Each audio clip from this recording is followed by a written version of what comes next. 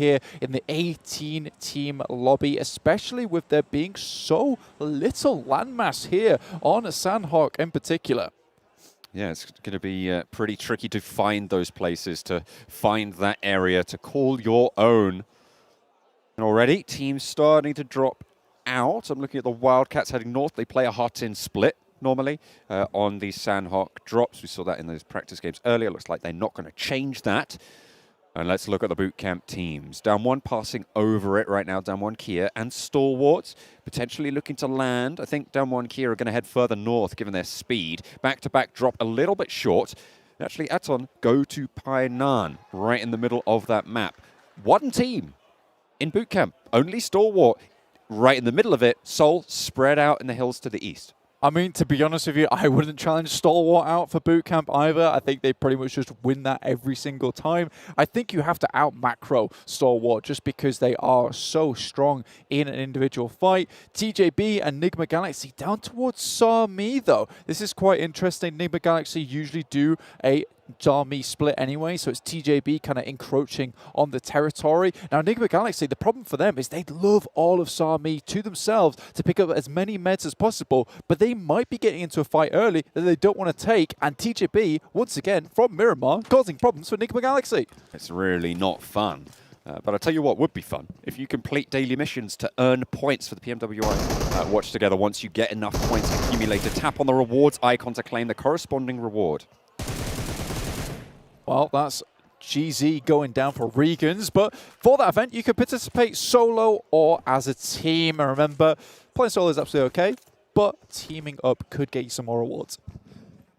Certainly would make it easier, but we're going to be getting into this game. Losing a player early for RSG Sandhawk could be disastrous. For Regans Gaming, GZ, as you said, Blank, goes down, right? Sandhawk, the most important map to keep all four alive in terms of needing that firepower on your feet, right? You need to have it all up. You need to have that ready in your arsenal, but Lightning goes down as well. Team Seoul for India. Finding two so far. Goblin does get knocked in response. It's only him in that little outpost there, but there's two players for Regans Gaming. They're going to be slow just a little bit, but I don't think Goblin is long for this world. Will be taken down. Regans Gaming. Harried. Regans obviously abandoning that boot camp drop. Have to go somewhere else. They will have to try and find something, make something of their position. In the meantime, we see TJB and Nigma Galaxy split apart just a little bit. Neither of those teams have lost players just yet, so they didn't really want that fight. I mean, TJB, if I'm not mistaken, also kind of tried to play the southwest side, right, in the European tournaments, and try to play from that area. So that hot drop maybe could have been foreseen just a little bit. But Nigma Galaxy, for the first time, don't lose a player on that initial engagement. My God. Back to back. How? Oh, that is shameful. You'd think with a DBS, one of those would have landed. Especially when you're laid down with the DBS on the drop of a player. You hear that, like, 4 shots went out there, and he still did not go down. There was 6, wasn't there? 6 shots, so maybe he was just shooting his toes off. That wasn't quite enough to take him down. He's now running on his, basically, ankles. He's still alive, though, so it's fine. Just ankle bones, just like, I mean, it's probably quite soft earth in Sandhawk, yeah, right? He has quite speed humid now, right? Yeah, he's got traction on the hills. Yeah, he's just flying forward. 4 rivals moving up towards USG's position. Missile did go down for Donuts, trying to get up the stairs. Just about makes it, though, but that Molotov should seal the deal, but goes short, unfortunate. I think it just hit the eaves there and bounced down. The missile's not going to get rezzed here for USG Donuts. 4 rivals should be able to pick up that point lickety-split. And there it is. The nade seals it. Their fate will be run from here. 4 players, 1 elimination for 4 rivals.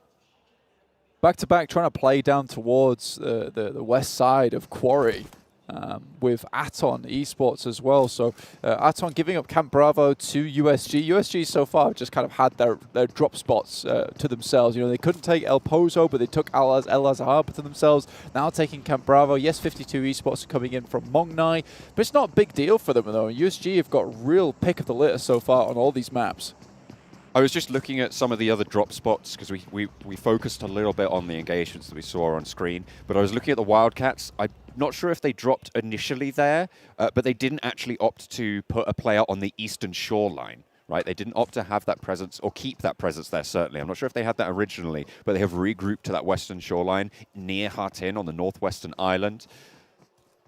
So they don't really have that strength or confidence in crossing potentially. They don't really know about the ground around Paradise Resort, which is currently being vacated by VGS. Yeah, VGS taking this position for most of their Sandhawks already. Paradise Resort is their home. Hatin being, you know, the general spot that we would see Wildcats dropping in anyway on Sandhawk. Vampire Esports, though, taking shots onto Flukath here from TJB, who've really started to heat up here in this tournament. I mean, certainly a good game last time around. Taking that chicken dinner.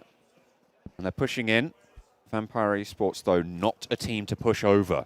This team has been absolutely on fire so far, as they were talking about on the desk, topping the tables right now. Top dogs. Or cats, if you prefer. I do prefer, actually. Vampire Esports, so they did get that really nice ruin split at the beginning of the game, and now they're really trying to get out of this difficult situation. They've had so much time to set up here in ruins, and TJB completely taking them by surprise on the coast. Excellent crossfire established there by TJB. 2 players going down. There is no chance you get them back up. Ravenclaw and Flukath now left. 2 players alive. For Vampire Esports, maybe looking for a nade, some damage over Tingsker, but Xiao rezzed. Back up for TJB. Ravenclaw would love to find at least one more knock here. Nade over the top, but as time goes down, but it's Flukath, who have been really strong throughout all these games, finds Lin, and that is a little bit of pressure taken off from him. He was right in the midst of all these players from Vampire Esports. So far, Stoned as well as Schweppes have yet to be eliminated. There is still chance for recovery here for Vampire Esports, but with Virtual Gaming Squad on the northern side, just coming down from Camp Alpha, this could be a third party. But there is absolutely a clock ticking. GK First lands a beautiful shot to Flukath on the ridgeline. GK First has been pivotal in this fight. He was the person who was part of the crossfire in those initial 2 knocks on the buggy players, and he's just taken down the 3rd member from Vampire Esports. This is GK First at his best. It is very unlikely that Vampire Esports walk away with this one from any more than just one player. Now Ravenclaw is on the run. And TJB, they are hunting down this final player quickly behind him. Very good stuff so far. 1 player alive, yeah. You just got to get out of that. Try and keep yourself alive. This is where the heal strat could come in. Right, for Vampire Esports, they could potentially try and just send Ravenclaw up to get as many first aids as you can. You're playing on that southwest side near Tambang. You can try and just loot up these compounds, grab as many meds as possible. 4 boosters total, 2 first aids. You've got 10 bandages to see you through as well. Ravenclaw could potentially use that time. It's still early circles. Get loot, get first aids, and play for a survival game. Yeah, as a single player, there is a lot you can do as a single player. So by no means is this over. Realistically, I think the person that won out the most between this engagement is Nigma Galaxy. The fact that TJB disengaged from Sami means that Nigma Galaxy had time with this new circle to head down towards Bantai, potentially up to Camp Charlie, and keep looting up some more of those meds. Ralph used to be the big healer for the team, but more recently it's been Lord doing a lot of it, so we will see who exactly decides to go for that one. But this next circle favoring Falcons once again, so another time to really put up those points, put up those numbers for Falcons themselves. But we will see what happens with Morph GGG still trying to make it happen here in this tournament. A particularly alliterative Quarry Camp Cave Kampong finish is potentially on the cards here. As the southeast circle shifts in. More from the south coast, like you were mentioning there, Blank. 52. Potentially getting spotted out by Donuts USG here. It's over towards the north side of Lakawi, on the north end of the circle. 52 trying to move down the coast. This is a horrific spot to play from 52 Esports. I mean, I've dropped here before, and if you get some team or some players on this ridgeline looking down towards you, it is very hard to leave, even with just the 3 players that Donuts has. 2 versus 4 that they're on this ridgeline with, but it's not going to matter. Immediate knocks coming through, and 52 are torn apart, decimated. 5.2 now, Blank. They just completely break down. It is very, very unfortunate. You're right. These guys got divided up with a couple of quick slashes coming through from the Japanese team. And now it's Pain running away. And you can tell this team is absolutely in pain. They try and just get away from this kerfuffle. And honestly, that's what happens. And Donuts USG must have been trailing this team for a long, long time. And once you get on that downslope, you know, there's no cover whatsoever. Great angle taken by Omikun to really open up that engagement, especially having the confidence to do that 3v4 as well. They knew that they had the angles to make it happen. And those are the kind of points that you just need in this tournament to keep bumping up your leaderboard. The circle's not going to hurt too much just now. So teams like Wildcats, who are very far north at the moment, leaving a player even as far back as TapMock, just passing Paradise Resort now that we saw Virtual Gaming Squad leave earlier. They are going to be okay for the time being. And they will have had plenty of time to loot up those meds, play for potentially that one out there. TJB as well, in the meantime, all the way out near Narcam, sorry. And Sami still has the last player from Vampire Esports.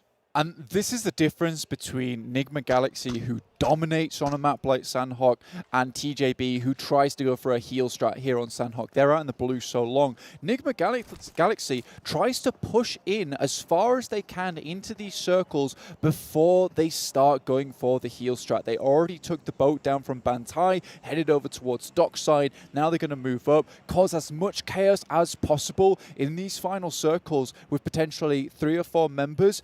Then drop one guy behind. He's not had to use any medical supplies all this time until he goes into blue, and that's what gives them the edge on any of these other healing teams. But they have such confidence, such good ideas of how all the other teams rotate to stay out of the way for as long as possible to make that happen. DAMWON Kia have taken a couple of knocks on that north side with 52 trying to move past. The next circle just about to shift on in. All right, Vampires. That's okay. I mean, what can you do? What can you do? All right, Vampires. Okay, all right. Okay. A lot of this is, well, it's not, obviously it's not just Sandhawk stats. This is the first Sandhawk we played so far this tournament. They are going to be looking pretty healthy, especially after that first game. What was it, 26 limbs, 24 limbs? 24, in the first game coming through. That's really just going to pump those stats. It's going to be a while before we don't see a Vampire up there. Yeah, it's very, very crazy stuff so far coming through from Vampire. Honestly, it's just a case of, you know, you raise from your coffin in the morning, easy peasy, back in the coffin at night. You know, they're just slamming the lid on the first day already with that massive performance in game 1. So really, really good stuff. Now, Circle centers up, which is very, very nice here for Nigma Galaxy. They can really just keep it easy on this southern edge. Wildcats spot DAMWON Kia and further hamper their progression down south. Junie looks for the retribution onto X-Ray. Sung's taken a lot of damage in the meantime, but X-Ray escapes unscathed there. A long spread out progression line for Wildcats, but there's the answer. Junie taken a knee there to Boran from the Wildcats. Starting to move forwards, wants to play aggressive. 2 players knocked for DAMWON Kia now. Sung and Forrest standing. DAMWON just do not look confident. Honestly, we're so used to their playstyle of heading center very early and taking control of that. And it almost feels like they're afraid because of this 18-team lobby to actually go for something like that. But that's where they excel. They're really good at controlling those final circles, but they never have the opportunity so far. And I think this is something that might need to change over the next 3 games or potentially even coming into tomorrow. But will it be too late by then? We'll just have to wait and see. With Vampire Esports going out very early here, though, it does give a chance to some of these other teams at the top. Forrest trying to heal up. It looked like DAMWON Kia actually got all 4 of themselves back up. Okay, fair enough. They were allowed to res. The pressure not quite there from the Wildcats, but they will be known. They will know that this rotation's coming through. If there's a boat in Lakawi, you might even want to take that and sail down south. But even then, You got Nigma Galaxy, the absolute machines here on Sanhok to deal with if you want to try and take that route. Yeah, 2 points in 16th place to 18 points in 5th place with Box Esports. I mean, you can easily jump up a lot here. Freak stays behind at the moment, looking to pick up some more meds. Not sure if he'll regroup with the team. Honestly, they're able to, it's interchangeable, which their healer is at the end. It just very much, I was talking to Kalaris about this actually, and we were having the discussion. He was saying, you know, it's very interchangeable who your healers are, particularly because, you know, it's very different setups. You don't want to switch over weapon types that someone's more comfortable with. So you just give the guy who's got the most medical supplies, because it's easy to just splurge out a ton of first aid kits on the floor than it is to switch out entire loadouts. The next circle just about to pop. It's really moving down towards Kampong, towards docks. See where the next one does fall. And it's fairly central, northwest, just to the east side of Quarry. Team Seoul, with their backs to Quarry, have a pretty solid position to hold, but they're most likely going to have to leave it in the next phase. Looking at Box Gaming as well, can they set up that compound? Can they set up the box fort? That is the real question here at the moment. Already a 375 elimination meter-wise for Stalwart there. Really, really good stuff. Now, Stalwart's going to struggle, but they are quite far at the top of the leaderboard at the moment. I believe they're in 3rd place, just behind TJB at the moment. And yeah, there haven't been like massive standout games for them, but they're consistently there in 1st, 2nd place, 3rd place. They're just making it happen. And this is the consistency you want to see from a championship team. So 32 points just behind TJB and 33 at the moment, but they have to make it through the swampy marshes of Quarry. Vivo keeps suffering heavily at the hands of back-to-back. We're doing a lot of work now. 2 players down and out for Vivo Key, the Brazilian representatives. Nades answering though, as Diego not having any of it. Polo goes down to the nade. A lot of damage was put in on that push as well. J-Way spotted. More nades being popped over now by Diego, suppressing these angles. Look at the low health bars for back-to-back.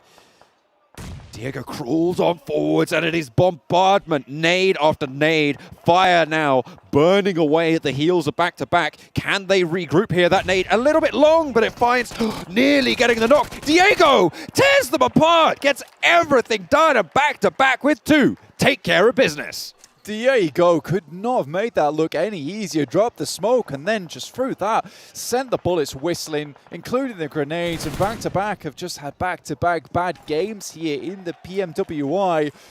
And USA just really want to step this up at the moment. We know that back-to-back can be good. They have stood tall in their region before. Certainly look at us stand tall, and if you want to be competing with the best of them, you need to complete those daily missions, I'll tell you that, to earn points. Once enough points are accumulated, you can tap on the rewards icon to claim the corresponding reward. You can participate in that event solo, or you can team up with other players. That's absolutely fine. You get some more rewards if you team up anyway. You've got extra chances there.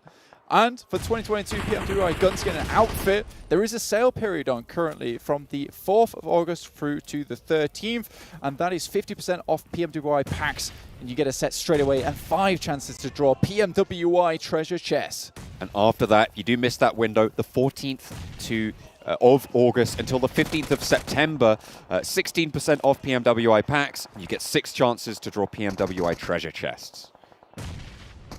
We're back into the game though. As Stalwart coming up against Team Seoul, who did, as I say, have their backs to the quarry. And are going to be looking to try and hold them off for the time being.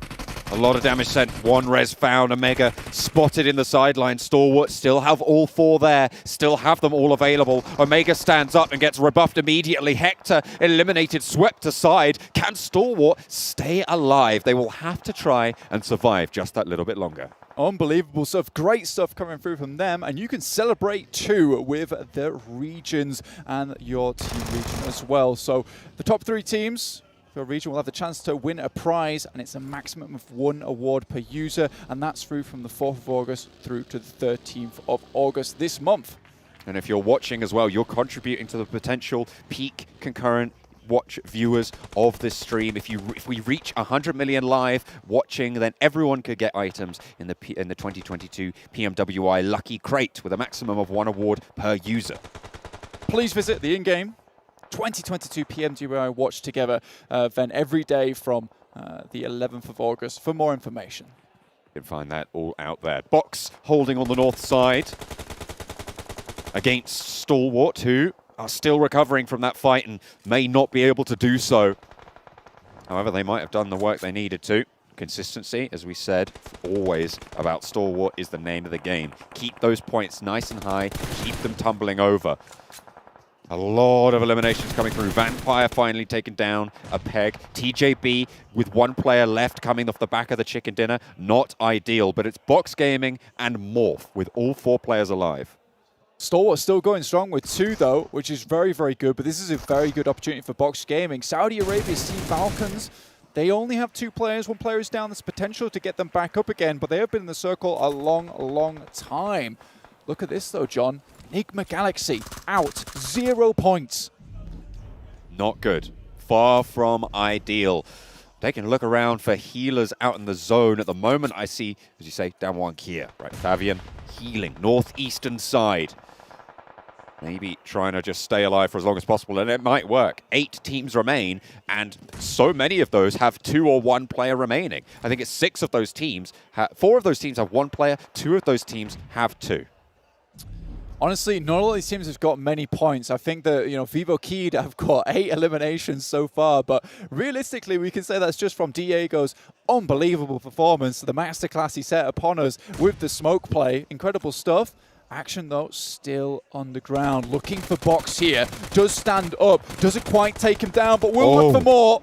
Gets the knock on the sidelines around the tree trunk. Action still in the fight, still alive, but for how much longer? Finally spotted, finally handled by Bensu around the edge, but there's backup. Potentially slowing down things for Box Gaming, and Pika's going to have to heal. 13 first aids, down to 12 now. That looks like they're going to heal out in the zone for Stalwart.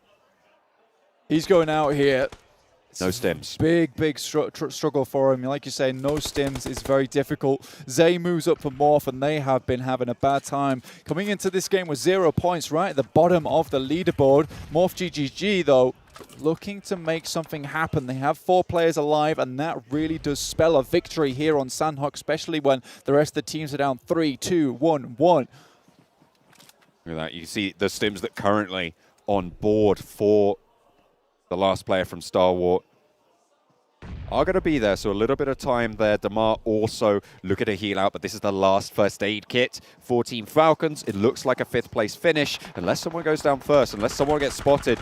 Diego eliminated out there. Still 1 player left for Vivo Key, but Box Gaming trying to roll down this hill against Morph. With 3 eliminations, they've been fairly quiet so far on that tally. But they're going to have to try and fight off against Box descending. Some nice angles. Bensu spotted, handled. Another knock on the backlines. Looks like this is going to be Morph all the way. Oh as they my spot God. Yet another, and they are going to be able to take control of this zone. It's only the players out of sight that will be proving to be problematic in terms of finishing this game out. Cielo for Vivo Keyed and Pika for Stalwart Esports. Morph will take those 6 eliminations and a chicken dinner any day of the week. Pika tries to jump into the blue, but won't quite make it in time as he falls. And Vivo Hang on a minute. will take... What the hell? Wait a minute. Oh, finally spotted. It looked a little bit dangerous there. But 3 of them go down. In the end, the last player stands up, and Morph take control. They take the chicken dinner. What just happened? Honestly, that just does not happen. I was not prepared for it. Well done, Vivo Key. That came out of nowhere for that team, but Morph will take 20 points, which should send them pretty far up the leaderboard from 18th place, but that was a win that they desperately needed. I think if any team wanted it, it was 18th place, and that'll put them in good stead for the future. The rest of the teams, though, is still Stalwart, putting up those consistent points throughout the entirety of this tournament so far. No flashy wins. But you're also going to be happy because look at place number 2. Place. Oh, I'm happy with place number 2 and place number 3. Like both of them, I'm feeling really happy about that. But Vivo Kid has been relatively consistent when it comes to securing those points. Same for Stalwart. But Morph, really the main thing, Kalash, to allow them to get this win is keeping the options open in the early game and making really good decisions based around the circle right and getting that position very early on. Yeah, I like their split across Camp Charlie as well as the other 2 locations they have south of that and north of that to just act as anchor points for them to transition into the next stages. Obviously, they regrouped on Rocky that you kind of identified whilst that was going on. It's a great spot because it's just south of Cave. You don't have to worry about anybody south of you because there's water there. And west and east, you've got a nice high ground position to be able to scout from. So already you're giving yourself a great launching point into the next stages of this game when it can be kind of difficult to get scouting information on Sandhawk. So this gave them a lot. Yeah, exactly. And also they were able, by doing so, having that position where Rocky was, right, to gatekeep teams that were trying to potentially cross that bridge. It didn't happen in that scenario, but if it did, they were prepared for it. So good stuff. Then I'm looking at the rankings. One team that I think this is the first time we see them on this first page here, or on the only page we look at, is actually 4 Rivals, right? They've been going out very early in both first games. So like we're actually seeing a little bit more step up from the Malaysian side. So good to see. Well, I am looking through this list here, and I know, Claris, you brought this up in the last match. We are seeing, I believe it's Claris, maybe Max Man. I'm always seeming to be really bad with giving credit to people when they say good Claris, things. you know? If it's a good point, it's me. Okay. Max Man, you pointed this out extremely well in the last game.